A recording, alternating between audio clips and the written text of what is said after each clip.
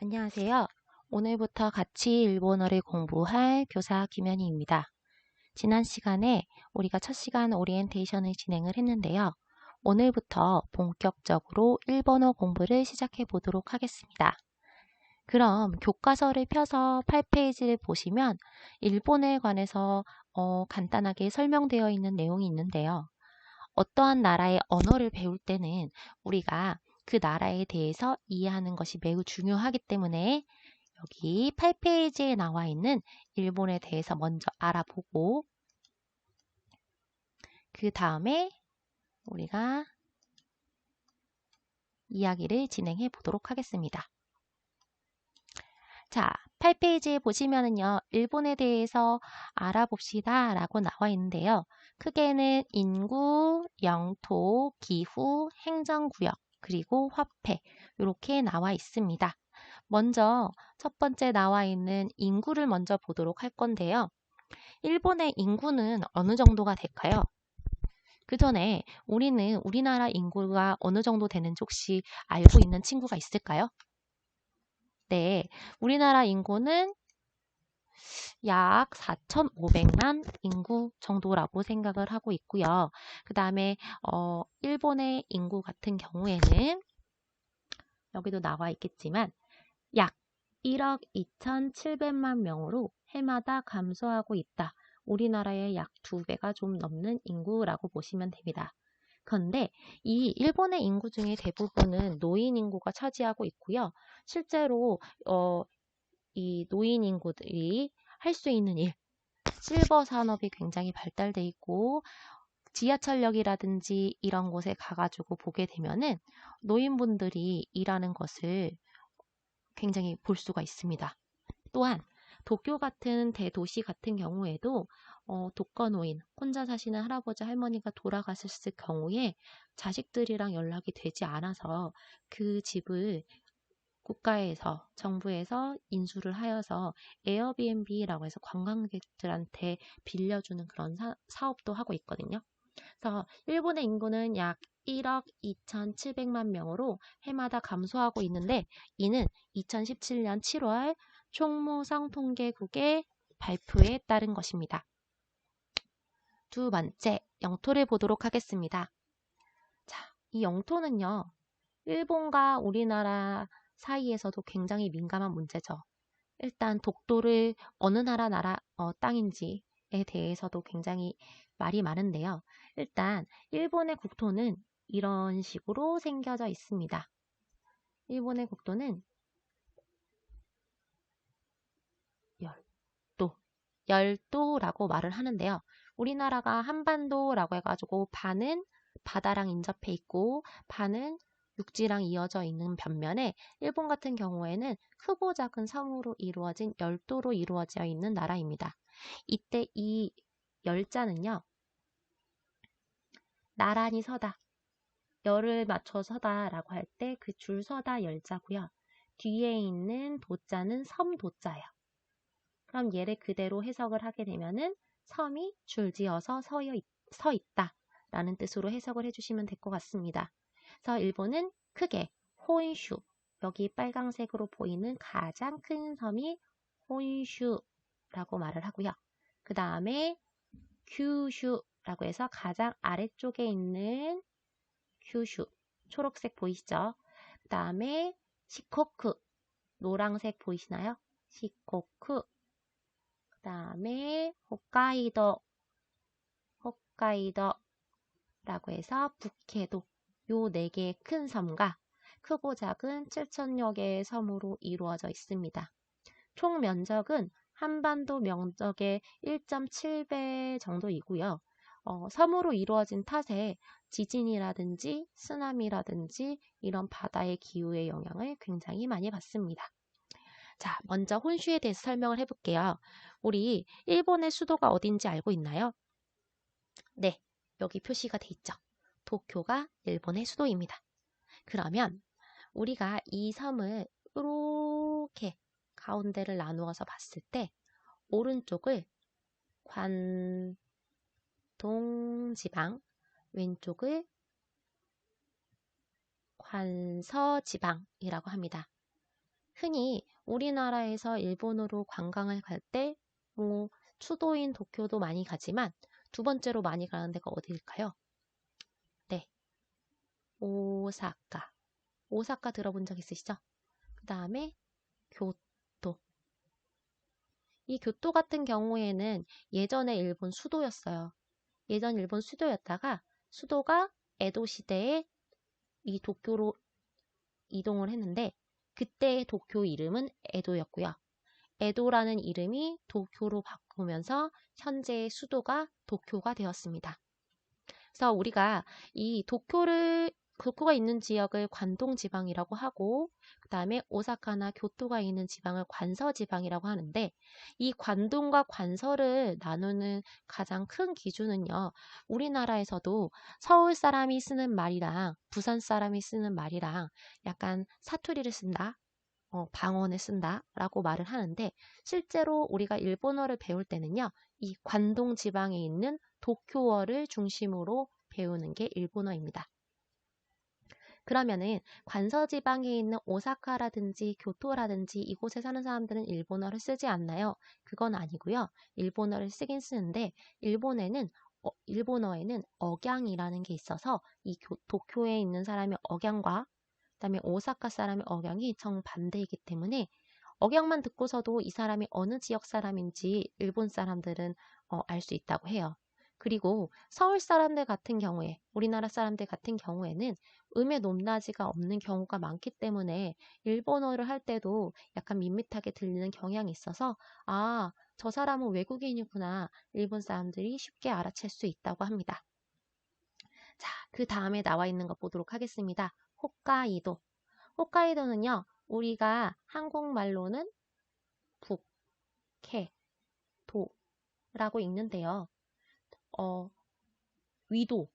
위도상으로 위쪽에 위치해 있기 때문에 굉장히 춥고, 겨울엔 춥고, 눈이 많이 내려서 이 북해도, 홋카이도 지방에 있는 도시에는요, 바닥에 열선을 깐다고 해요.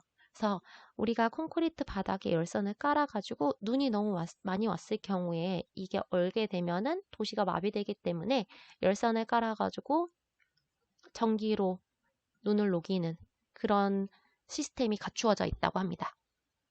자, 그 다음에 큐슈라고 나와 있는 아래에 있는 섬을 보도록 하겠습니다. 이 큐슈는요, 한 번쯤 들어본 적 있을 거예요. 어디서 들어봤을까요? 네, 이 큐슈는요, 온천이 굉장히 유명한 지역입니다. 그래서 각 섬들이요, 사실 떨어져 있어요. 그래서 일본 사람들도요, 여기 도쿄에 있는 사람이 큐슈에 가거나 시코쿠에 가거나, 물론 기차나 뭐 이런 걸로 갈 수도 있겠지만, 비행기 타고 갑니다. 그다음에 마지막으로 시코쿠 같은 경우에는요. 원래 시코쿠는요. 섬 중에서 네 번째 섬이라고 해서 시코쿠 넉사자에다가 나라 국자를 써요. 그런데 이 넉사자는요. 일본어로 읽었을 때 발음이 죽을 사자랑 똑같다고 해요.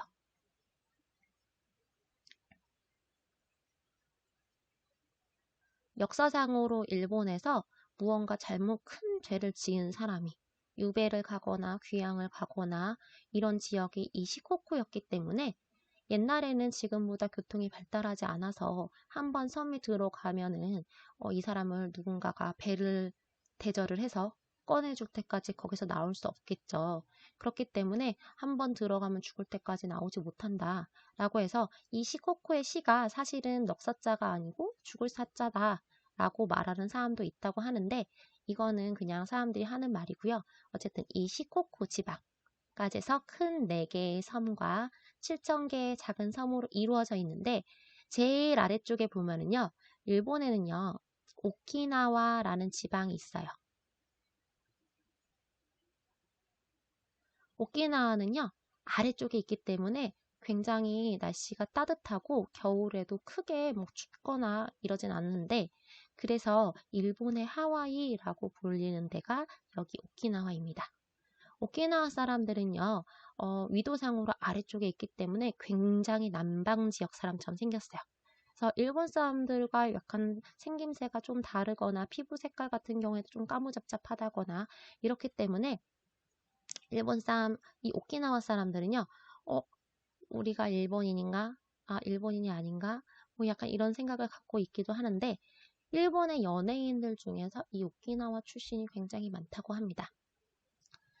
자, 그 다음, 우리 이번에는요, 오른쪽에 나와 있는 기후에 대해서 보도록 하겠습니다.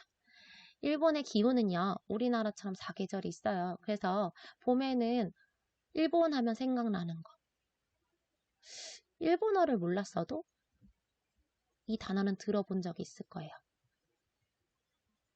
얘 읽게 되면 사쿠라라고 읽는데요. 보겠어요? 네, 벚꽃입니다. 그래서 일본에는 이 하나미, 벚꽃을 보는 사람들, 꽃 구경을 하는 사람들을 가리켜서 하나미라고 말을 하는데요. 계절 구분이 뚜렷한 온대성 계절풍 기후지만 국토가 남북으로 아까 뭐라 그랬죠? 길게 걸쳐져 있어요. 그래서 위도 차이가 홋카이도랑 맨 밑에 있는 오키나와랑 엄청 차이가 나기 때문에 국토가 남북으로 길게 걸쳐져 있어서 지역에 따른 기후 차이가 심하고, 또한 일본은 지리적 조건으로 인해 지진과 해일, 자연재해가 빈번하기 때문에 일본에서 건물을 지을 때는 반드시 내진 설계를 하게 되어 있습니다.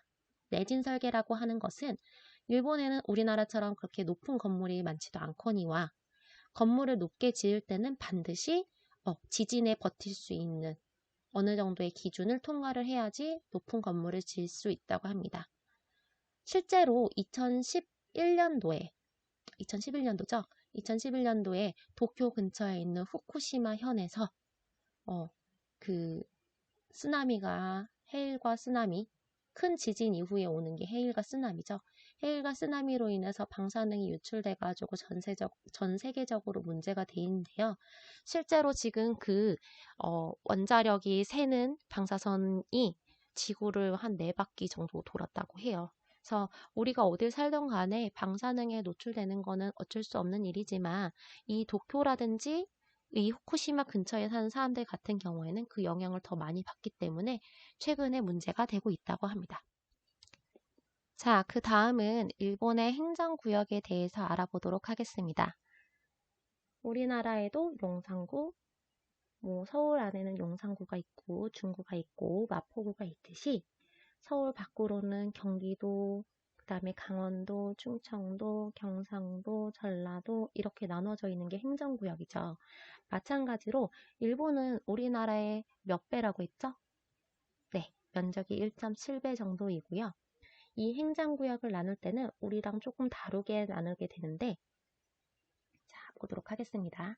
일본의 행정구역은 도쿄도, 수도인 도쿄, 그 다음에 홋카이도, 북해도 아까 위에 있는 섬 말했죠? 그 다음에 교토府, 교토는 부라고 해요. 그 다음에 오사카府, 오사카도 후라고 말을 합니다. 그리고 44개의 현으로 이루어져 있는데 미야케 켄이라든지 아니면 아까 후쿠시마 후쿠시마 현이라든지 이런 것을 켄이라고 발음을 합니다. 그래서 일본에 있는 이 행정구역을 말을 할 때요. 이또 처음에 있는 도랑 두 번째에 있는 도랑 우리말로는 발음이 똑같이 도지만 일본어로는 토랑 너라고 바꿔서 다르게 말을 합니다. 그래서 한 개의 도와 두 개의 부, 니후, 그 다음에 연주상겐 43개의 현어로 이루어져 있습니다. 그리고 수도는 도쿄.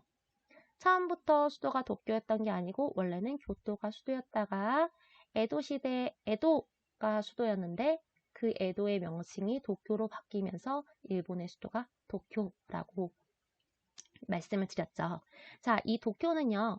한자로 썼을 때 동력 동자에다가 서울 경자를 써서 동영이라고 말을 하는데 얘를 일본어로 발음을 했을 때 도쿄라고 길게 발음해서 도쿄라고 하게 되면은 일본의 수도를 도쿄라고 말을 합니다. 자, 그 다음에 나와 있는 거 보도록 하겠습니다. 화폐입니다. 화폐가 뭐죠? 네, 화폐는 돈이에요. 자, 그럼 일본 돈은 우리나라 돈으로 얼마나 할까요? 100엔을 기준으로 했을 때 현재 환율이 1250원 정도가 됩니다. 그냥 한 1200원 정도, 아니야, 1300원 정도라고 생각을 하시면 되는데 환율이 굉장히 많이 올랐죠. 옛날에 예전에 우리나라 사람들이 옛날이라고 하니까 굉장히 옛날 같지만 그렇진 않고 한 2000년대 중반, 2007년도, 2008년도 이때쯤까지만 하더라도 100엔에 한 800원 정도였어요. 굉장히 쌌죠. 8배밖에 되지 않으니까. 그때 굉장히 많은 사람들이 일본으로 관광을 다니곤 했는데요. 현재는 많이 올라서 100엔 기준으로 했을 때 1250원 정도라고 생각을 하시면 됩니다. 자, 일본의 화폐 단위는요, 엔이에요. 우리나라 화폐 단위는 원이죠. 그리고 은행에 가서 표시를 할 때 1000원이에요, 만원이에요 라고 할 때 표시는 W에다가 이렇게 선을 2개 그은 거. 일본 N을 표시할 때, N화를 표시할 때는 Y에다가 선을 이렇게 2개 그은 거. 이게 일본 화폐 단위를 표시하는 기호입니다. 화폐의 종류는요, 우리나라와 마찬가지로 동전이 있고요. 지폐가 있어요. 자, 동전은 1엔, 5엔, 10엔, 50엔, 100엔, 500엔까지 해서 동전 6종류. 지폐는 1000엔, 2000엔, 5000엔, 만엔 해가지고 지폐 4종류가 있습니다. 지폐를 보시게 되면은요, 각각 다른 사람들이 있는데 우리나라처럼요, 국가에서 선정한 사람을 이 화폐 앞쪽에다 넣고 뒤쪽에는 뭐 일본의 유명한 관광지라든지 풍경 같은 걸 넣어가지고 지폐를 만듭니다. 자, 동전 같은 경우에는요, 이렇게 6종류가 있는데 우리나라에 뭐 한 10원부터 시작해가지고 10원, 50원, 100원, 500원 우린 4종류인 반면에 일본에는 동전 종류가 6종류나 있다는 거. 지폐의 종류가 우리가 1000원짜리, 5000원짜리, 만원짜리, 5만원짜리 있듯이 일본에는 4종류가 있는데 특이한 점은요. 2000엔짜리. 우리는 그냥 2000원을 낼 때는 1000짜리 2개를 내는 반면에 일본에서는 2000엔짜리 지폐를 내시면 됩니다. 자, 2000엔은 우리나라 돈으로 그럼 얼마일까요? 라고 했을 때 1000엔 기준으로 여기다 0 하나만 더 붙이면 되니까 2000엔이라고 하면은 얼마가 될까요? 25,000원 정도라고 생각을 하시면 됩니다. 자, 화폐의 종류가 이렇게 되어 있는데 자, 지금 여기까지 일단 제가 8페이지는 자, 그럼 지금까지 설명한 내용을 가지고 우리가 간단한 퀴즈를 풀어보면서 자, 과연 내가 수업 시간에 잘 이해를 했는지 한번 확인해 보도록 하겠습니다.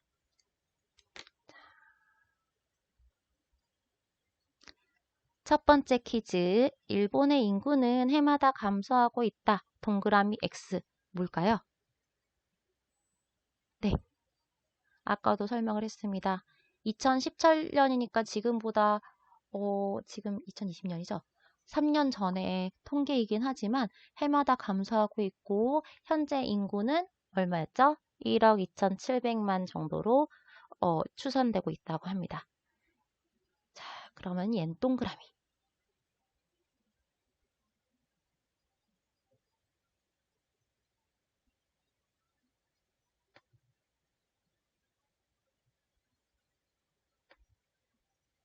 두 번째, 일본의 섬 중에서 가장 큰 섬은 홋카이도이다. 동그라미 X. 예, X였어요. 그럼 가장 큰 섬은 뭐였죠? 홋카이도가 아니고 혼슈였습니다. 혼슈는 우리 지도 중에서 붉은색으로 표시되어 있는 핑크색으로 표시되어 있는 부분이었는데요. 도쿄와 오사카와 교토가 여기에 위치해 있습니다.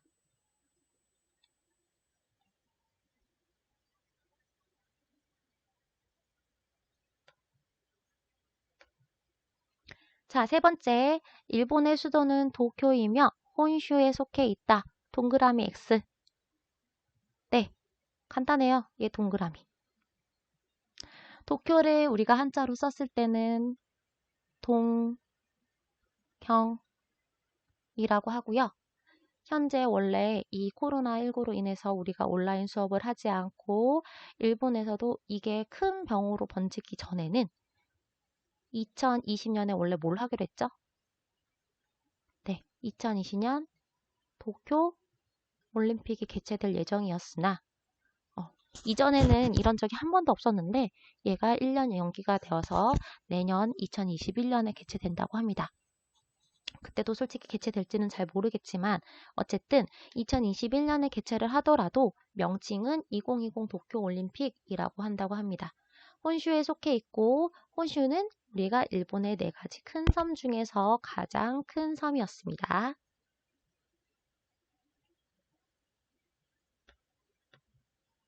자, 그 다음 문제 네 번째요.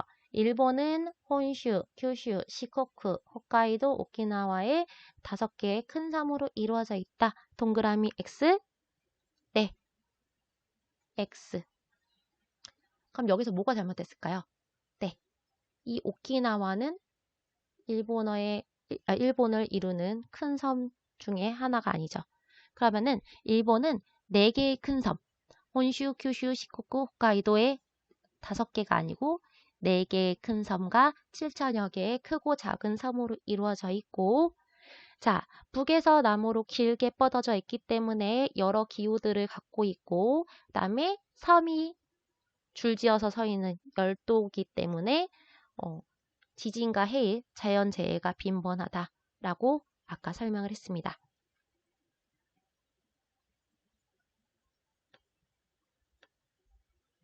자, 그 다음 문제. 일본의 국토는 남북으로 길게 뻗어 있으나 면적은 한반도와 거의 같다라고 되어 있는데요. 얘 맞는 말일까요? 틀린 말일까요? 네, 틀려요. 거의 같지 않고 약 1.7배. 그럼에도 불구하고 우리는 한쪽은 바다로 둘러싸여 있고 삼면은 바다로 둘러싸여 있고 이쪽은 육지랑 연결되어 있어서 한 반도라고 말을 하고요. 일본은 열도라고 말을 하기 때문에 일본이 왜 역사적으로 여러 나라를 침략하려고 했던 가장 큰 이유 중에 하나도 섬으로 이루어진 나라가 아니고 뭔가 육지로 이루어진 나라가 되고 싶었기 때문에 우리나라를 식민지로 삼고 약간 이렇게 됐다라는 역사학자들의 견해가 있습니다. 자, 그 다음 걸 보도록 하겠습니다. 일본 행정구역은 도쿄도, 홋카이도, 교토부, 그다음에 오사카부와 43개의 현으로 구성된다 라고 되어 있는데요. 얘는 네, 맞는 말입니다. 그래서 한 개의 도라고 할 때 이 도는요. 수도할 때 도자고요. 얘는 어디죠? 도쿄. 한 개의 도. 이때는 우리나라의 경기도, 강원도 할 때 그 길 도자를 쓰고요. 얘는 저 위에 나와 있죠? 홋카이도. 그다음에 2개의 부라고 나와져 있는데요. 이때 2개의 부는 어디일까요? 네, 오사카, 교토입니다. 아이고, 교토. 자, 그 다음에 43개의 현.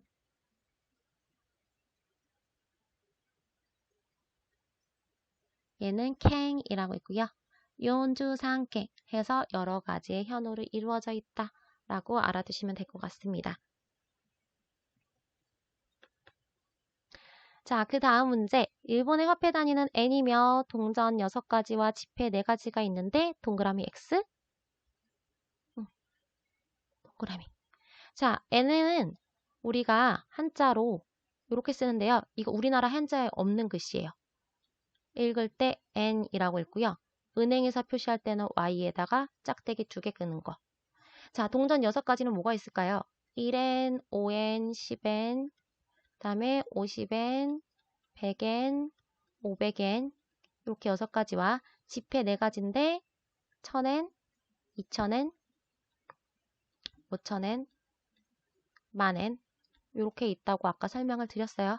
그래서 일본 화폐에도 우리나라와 마찬가지로 어떤 유명한 인물이 들어가 있고 그다음에 동전 같은 경우에는 우리나라랑 조금 다른 게 있다면 우리나라는 편의점에 가가지고 내가 1000원짜리 물건을 사려고 하면은 진짜 1000원을 내면 돼요.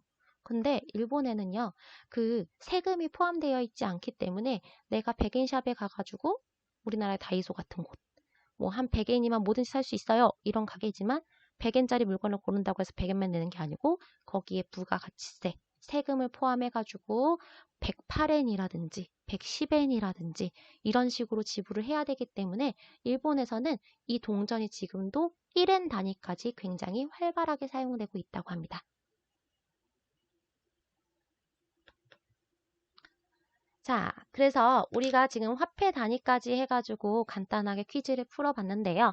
다음 시간에는 이제 본격적으로 일본어의 문자에 대해서 공부를 하면서 일본어를 본격적으로 배우기 시작할 테니까 우리가 꼭 준비해야 될 거 뭐가 있을까요? 네, 연필이랑 노트나 뭐 아니면 프린트를 출력할 수 있는 친구들은 프린트 출력해 갖고 오시고 교과서 꼭 챙겨 갖고 오시기 바랍니다. 자, 수고했어요를 일본어로는 이렇게 말을 합니다. 오츠카레사마 데시타. 자, 그럼 다음에 또 봐요. 맞다 시타. 맞다네 라고 말을 하는데요. 다음 시간에 다시 뵙도록 하겠습니다. 고생하셨습니다.